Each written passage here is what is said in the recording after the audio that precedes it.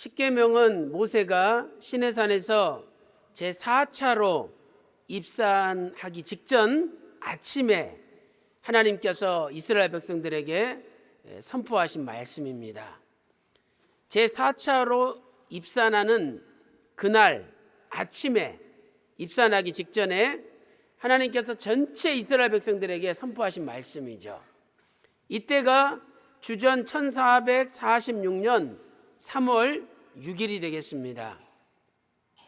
이스라엘 백성들이 출애굽한 때로부터 50일, 출애굽한 후 50일째 되는 날에 하나님께서 십계명을 주셨죠. 그러므로 신약의 오순절이 성령을 받은 날이라면 구약의 오순절은 하나님의 말씀 십계명을 받은 날이다 하는 것을 알 수가 있습니다. 하나님께서는 이것을 통해서 성령과 말씀이 같이 역사한다는 것을 우리에게 가르쳐 주는 거죠. 사도행전 10장 44절 말씀 보니까 하나님의 말씀을 듣는 자들에게 성령이 임하셨죠. 하나님 말씀을 들을 때 성령이 임하시고 또 성령이 임하시는 그곳에 하나님 말씀이 강하게 역사한다는 것을 가르쳐주고 있는 것입니다. 십계명은 히브리어로 무엇이라고 하느냐? 아세레트 하데바림이라고 합니다. 아세레트 하데바림. 이것은 열 말씀들 이런 뜻이죠. 열 말씀들. 물론 십계명이 10개의 계명으로 이루어져 있지만은 열이라는 뜻은 완전수, 충만한 수를 가리키죠. 가득 찬 수예요. 그러므로 열 말씀들이라는 것은 이 십계명이 바로 완전한 말씀들이다, 온전한 말씀들이다 하는 것을 의미하는 것입니다. 이제 저는 오늘부터 첫 번째 계명부터 매주 수요일마다 한 계명씩 증거하도록 하겠습니다. 큰 첫 번째로 제1계명의 해석입니다. 제1계명의 해석. 첫째 계명은 출애굽기 20장 3절과 신명기 5장 7절에 기록되어 있죠. 출애굽기 20장 3절, 신명기 5장 7절. 너는 나 외에는 다른 신을 내게 있게 말지니라, 이렇게 말씀하고 있습니다. 첫 번째로 너는 이라고 말씀하고 있죠. 너는 히브리어로 레카. 신명기 5장 7절에는 내게로 번역되어 있죠. 내게. 여기 너는 누구입니까? 바로 오늘 본문 출애굽기 20장 2절 말씀 보니까 애굽에서 종되었던 집에서 인도함을 받은 너예요. 애굽 땅에서 종으로 있었잖아요. 그 애굽 땅에 종되었던 집에서 구원받은 너를 가리키는 것입니다. 인간의 힘으로는 도저히 구원받을 수 없는 상황 속에 놓여 있었는데 오직 하나님의 강권적인 역사로, 주권적인 역사로, 하나님의 전능하신 능력으로 구원받은 너라는 거죠. 그러므로 이제 너는 하나님의 명령에 순종하고 하나님의 계명을 지키는 것이 당연하다는 말씀입니다. 오늘날 우리도 구원받은 것이 우리 힘으로 된 것이 아닙니다. 우리가 오직 하나님의 은혜로 예수 그리스도를 믿음으로 우리가 구원받은 거예요. 예수님의 십자가의 피에 대속이 없이는 우리가 어찌 지옥에서 천국으로 옮길 수가 있겠습니까? 오늘 우리도 우리의 힘으로 도저히 구원받을 수 없는 상황에서 구원받았다면 이제 우리를 구원하신 하나님의 명령, 하나님의 계명을 지켜야 된다는 거죠. 두 번째, 나 외에라고 말씀하고 있죠. 나 외에. 히브리어로 알파나야. 이것은 내 앞에서, 내 면전에서, 이런 뜻입니다. 내 앞에서, 내 면전에서, 하나님의 얼굴 앞에서, 이런 뜻이에요. 시편 139편 7절 8절 말씀 보니까 주의 앞에서 어디로 피하리까? 주의 앞에서 어디로 피하오리까? 하늘에 올라갈지라도 거기 계시고 음부에 내 자리를 필지라도 거기 계시다는 거예요. 은밀한 것을 하나님 앞에 숨길 수 없다는 거예요. 나 여호와가 말하노라, 나는 천지에 충만하지 아니하냐, 이렇게 선언하고 계십니다. 그러므로 우리가 사람은 속일 수 있어도 하나님을 속일 수 없는 것이죠. 사랑하는 성도 여러분, 오늘 하나님 얼굴 앞에 내가 도망갈 수 없다는 걸 깨닫고 하나님 얼굴 앞에 우상을 두지 말고 하나님 얼굴 앞에 정직하게 살아가는 저와 여러분 되시기를 주님의 이름으로 축원합니다. 세 번째로, 다른 신들 무엇입니까? 다른 신들을 내게 있게 말지니라. 이것은 이스라엘 백성들이 애굽에서 430년 머무르면서 섬겼던 애굽의 신들을 가리키죠. 애굽에는 80가지가 넘는 신들이 있었습니다. 여호수아 24장 14절에서도 애굽에서 섬기던 신들을 다 제하여 버리고 오직 여호와만 섬기라 말씀하고 있는 것이죠. 하나님께서 애굽에 10가지 재앙을 일으키셨죠. 그 목적이 무엇입니까? 그것은 바로 애굽의 신들을 심판하기 위한 거예요. 10가지 재앙을 통해서 애굽의 신들을 하나님이 심판하신 거죠. 우리는 이 말씀을 출애굽기 12장 12절과 민수기 33장 4절에서 찾아볼 수가 있는 것입니다. 네 번째로, 있게 말지니라. 있게 말지니라. 말지니라는 단어는 히브리어 한 단어로 로죠. 로. 이것은 절대 부정, 강한 부정을 나타내는 강력한 단어예요. 절대로 있어서는 안 된다는 거죠. 또한 있게라는 단어는 히브리어 하야라는 동사의 미완료형입니다. 그러므로 이것은 계속적으로 다른 신들이 절대 있어서는 안 된다는 뜻이에요. 다른 신들이 계속적으로 절대 있어서는 안 된다라는 뜻이죠.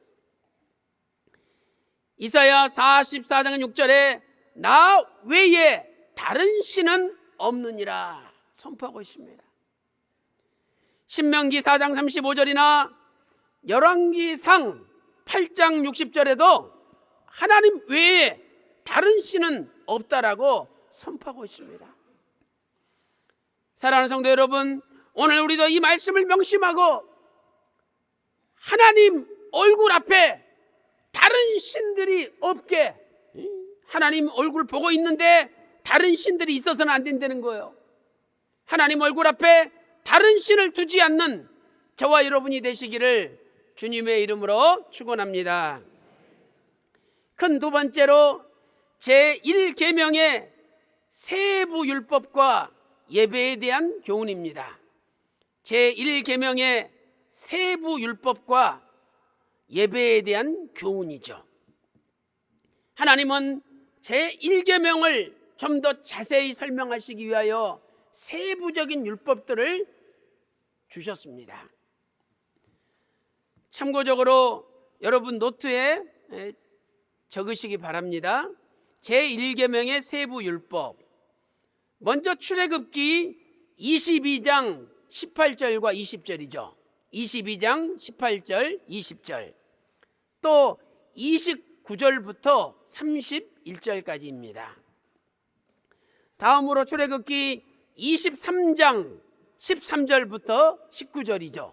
23장 13절부터 19절, 또 24절부터 33절까지입니다.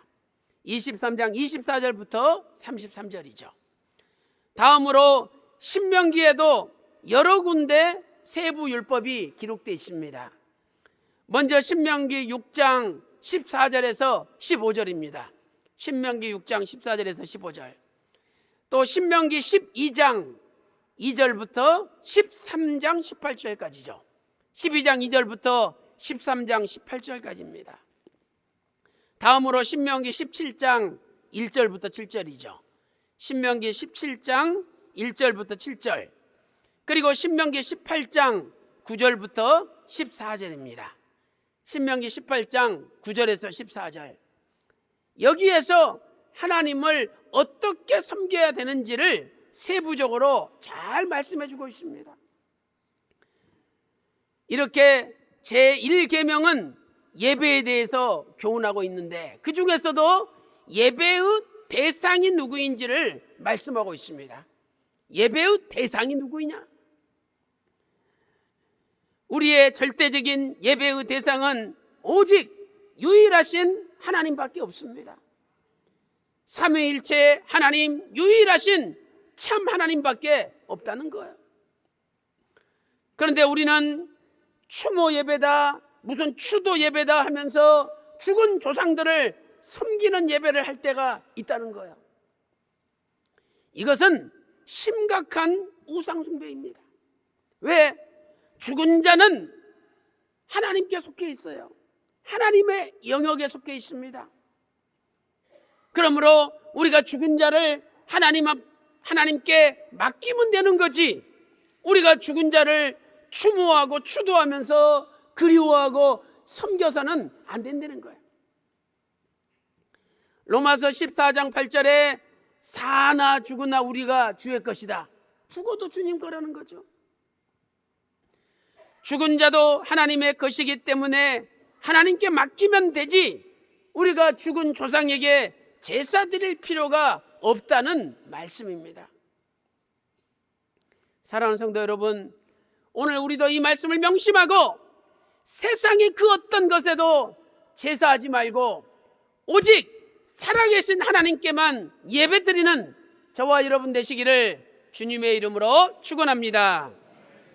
큰 세 번째로 제1계명을 범한 자의 최후입니다.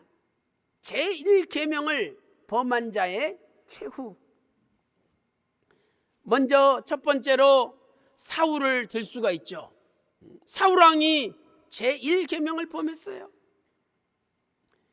블레셋 군대가 수넴에 진을 치고 있을 때 사울 왕에게 큰 두려움이 임했습니다.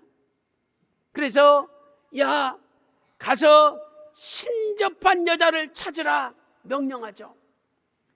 사무엘상 28장 7절에 신접한 여인을 찾으라, 내가 그 여자한테 가서 물으리라 명령합니다. 레위기 19장 31절 보니까 신접한 자와 박수를 믿지 말며 그들을 추종하여 스스로 더럽히지 말라 하나님 명령하셨어요. 그러나 이 말씀을 어기고 사울 왕은 신접한 자를 찾아가서 사무엘을 불러내라, 그리고 거짓 사무엘을 나타났을 때 미혹당했어요. 이렇게 하나님 말씀에 불순종한 사울 왕의 종말은 너무나 비참했습니다. 사무엘상 31장 6절 말씀 보니까 사울 세 아들 사울의 병기든 자 모든 사람이 그날에 다 한꺼번에 죽으니라 함께 죽었다라고 말씀하고 있지 않습니까? 두 번째로 여로보암 왕을 들 수가 있죠. 여로보암 왕이 북이스라엘을 세운 왕이죠. 주전 930년 솔로몬 왕이 죽고 나라가 두 개로 쪼개졌어요. 남쪽 유다는 르호보암이 시작했고 북쪽 이스라엘을 10지파와 함께 여로보암이 시작했습니다. 여로보암이 이렇게 보니까 나라가 쪼개졌지만 백성들이 예루살렘에 가서 예배 드리려고 다 내려가는 거예요. 그래서 베델과 단에다가 우상을 만들어가지고 금송아지를 만들어가지고 숭배하게 한 거예요. 열왕기상 12장 26절부터 30절에 말씀하고 있죠. 이것이 여로보암 집안 전체의 죄가 됐어요. 그래서 하나님께서는 여로보암만 망하는 것이 아니라 집안 전체가 망하게 하신 거예요. 열왕기상 13장 34절을 보세요. 열왕기상 13장 34절에 이 일이 여로보암 집에 죄가 되어 그 집이 지면에서 끊어져 멸망케 되었나니, 이 일이 여로보암 집안의 죄가 되어가지고 집안 전체가 멸망받고 끊어지게 되었다라고 말씀하고 있지 않습니까? 열왕기상 14장 9절에서도 다른 신을 만들며 우상을 부어 만들어 나의 노를 격발하고 나를 네 등 뒤에 버렸도다. 하나님을 등 뒤로 버려버렸다는 거예요. 이렇게 1계명을 범한 자의 최후는 너무나 비참합니다. 사랑하는 성도 여러분, 오늘 우리도 하나님을 우리 등 뒤로 버리는 그런 우를 범해서는 안 된다는 겁니다. 큰 네 번째로 제1계명의 구속사적인 교훈입니다. 제1계명의 구속사적인 교훈. 첫째로 에덴 동산과 제1계명에 대하여 살펴보도록 하겠습니다. 에덴 동산과 제1계명. 아담과 하와가 에덴 동산에 있었죠. 그들에게 있어서 그들이 예배드려야 될 유일한 대상은 살아계신 유일하신 참 하나님이에요. 오직 여호와 하나님 한 분뿐이었죠. 창세기 2장 7절에 여호와 하나님이 아담을 지으셨습니다. 창세기 2장 8절에 여호와 하나님이 동방의 에덴을 창설하시고 아담을 거기에 두셨습니다. 그래서 창세기 2장과 3장에는 여호와 하나님이 반복적으로 등장하고 있어요. 여러분 잘 적어 놓으시기 바랍니다. 창세기 2장 보면은요 9절 아홉 번째 9절, 그 다음에 15, 16절, 18절, 19절, 21절, 22절에 여호와 하나님이 나옵니다. 또 3장도 마찬가지죠. 3장 1절과 8절과 9절, 13절, 14절, 그리고 21, 22, 23절에 여호와 하나님이 반복적으로 등장합니다. 아담과 하와가 하나님을 유일한 하나님으로 믿었다면 하나님 말씀만 순종해야 되는 거죠. 그런데 그들은 하나님 말씀에 순종하지 않고 뱀의 말에 순종했습니다. 그러므로 결국 그들에게 있어서 여호와 하나님이 유일하신 하나님이 아니라 뱀이 그들의 하나님이 돼버린 거예요. 그래서 그들은 에덴 동산에서 제1계명을 범하고 말았습니다. 아담과 하와가 제1계명을 범한 결과 어떻게 되었습니까? 결국 그들은 에덴 동산에서 쫓겨났다고 창세기 3장 23, 24절에 말씀하고 있습니다. 에덴의 뜻은 기쁘다, 즐겁다라는 뜻이죠. 그러므로 오늘 우리가 제1계명을 범할 때 우리의 삶도 기쁘고 즐거운 에덴의 삶에서 쫓겨나는 신세가 된다는 것입니다. 두 번째, 예수님 시대와 제1계명에 대하여 살펴보도록 하겠습니다. 예수님 시대와 제1계명. 예수님은 어떤 분이십니까? 예수님은 성자 하나님이에요. 하나님께서 말씀이 육신이 되어 이 땅에 오신 분이죠. 요한복음 1장 1절에 태초에 말씀이 계시니라. 요한복음 1장 14절에서 그 말씀이 육신이 되어 우리 가운데 거하셨죠. 그래서 예수님께서는 나와 아버지는 하나다라고 요한복음 10장 30절에 선포하셨어요. 그랬더니 31절에 돌을 들어서 예수를 죽이려고 했죠. 32절에 예수님께서 야, 내가 뭘 잘못했다고 나를 죽이려 하느냐? 그랬더니 33절에 참남함을 인함이니 네가 사람이 되어 자칭 하나님이라 하느냐라고 대들었습니다. 실로 그들은 예수님을 유일하신 참 하나님으로 믿지 못했어요. 예수님을 하나님으로 믿지 않는 것이 바로 제1계명을 범하는 죄가 되는 겁니다. 예수님 시대에 수많은 사람들이 제1계명을 범하고 말았던 것입니다. 그들은 하늘을 쳐다보면서 하나님을 부르고 하나님의 이름을 부르고 하나님께 예배드리면서 자기들이 제1계명을 지켰다라고 자부했죠. 그러나 그 하나님이 사람으로 이 땅에 오신 예수님을 하나님으로 영접하지 않는 순간에 그들은 제1계명을 다 범하고 말았던 것입니다. 예수님을 하나님으로 믿지 않는 자들은 영적으로 뱀의 계열에 쓴 자들이죠. 그래서 예수님께서 요한복음 8장 44절에 너희는 네 아비 마귀에게서 났다, 너희들의 아비가 다 마귀라고 선포하셨던 거예요. 저는 처음부터 살인하는 자요 진리가 그 속에 없으므로 진리에 서지 못하고 거짓을 말할 때마다 제 것으로 말하느니 이는 저가 거짓말장이요 거짓의 아비가 되었습니다. 이렇게 말씀하고 있습니다. 사랑하는 성도 여러분, 오늘 저와 여러분은 주님을 어떤 분으로 믿고 계십니까?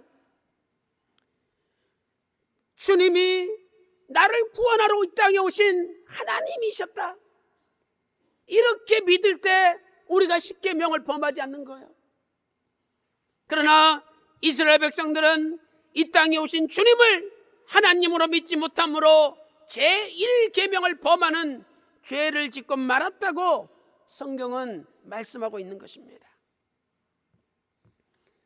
결론적으로 오늘날에도 제1계명을 범하는 사람들이 있습니다. 오늘날에도 제1계명을 범하는 사람들이 있다는 거죠.